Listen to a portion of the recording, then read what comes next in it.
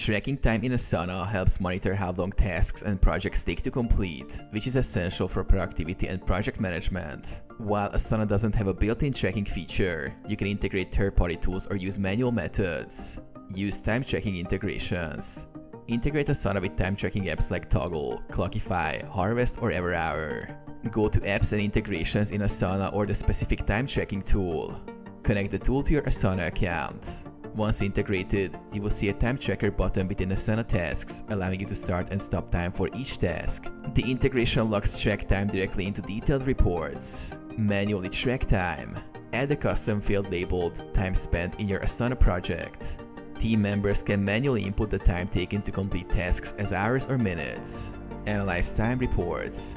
Use third-party tools or exported task data for comprehensive time reports. Many integrations provide dashboards that visualize how time is spent across projects.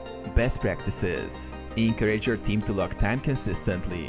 Use track data to identify productivity trends and improve workflow efficiency.